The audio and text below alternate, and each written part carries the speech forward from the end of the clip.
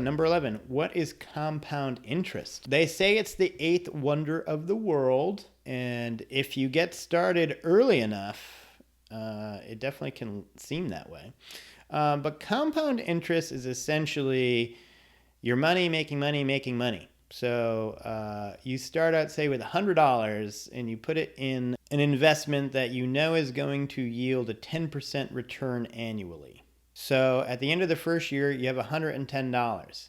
Now, you then throw that $10 into the investment. Now you've invested $110, and that gets 10%. So what's that at? You now made $11, and now you invest 100 and you get it. You take your winnings every year, you reinvest it, and your winnings grow winnings. Now, we talk about compound annual growth rate, and where I want to add a little bit to like the basics of compound interest is that a lot of times we talk about, especially in the stock market, like, what was the compound annual growth? And if a stock doesn't dish out a dividend, you're never actually taking any gained cash and reinvesting it, right? If some stocks that don't give dividends, the growth stocks, high growth stocks, they just grow, right? So you put $100 in, and then hopefully, 5 years from now, it's worth $200. It's not because you actually compounded anything. It's just that the stock grew. However, to measure the value of that against something else, you would reverse engineer a compound annual growth rate, meaning you'd say, hey, my money doubled. It grew 100% in 5 years.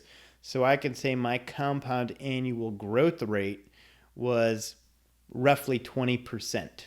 It's actually not, because of if it were actually compounding, it'd be a little different. But the basic gist is my annual growth rate was about 20% in that case.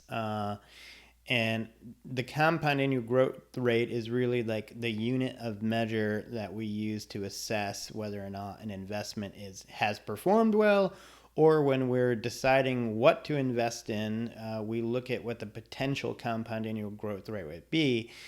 Also, the compound interest or compound annual growth rate, when you're doing your financial planning for your life, hopefully you got my Financial Independence Roadmap course and you did the spreadsheet and you said, oh, I got to save this much money every year, but that savings has to make a compound annual growth rate of 7 to 10%, hopefully more, hopefully 12, 15, even 20%. So my money can make money while I'm at my day job, and I can get to the promised land of financial independence on my hopeful time horizon.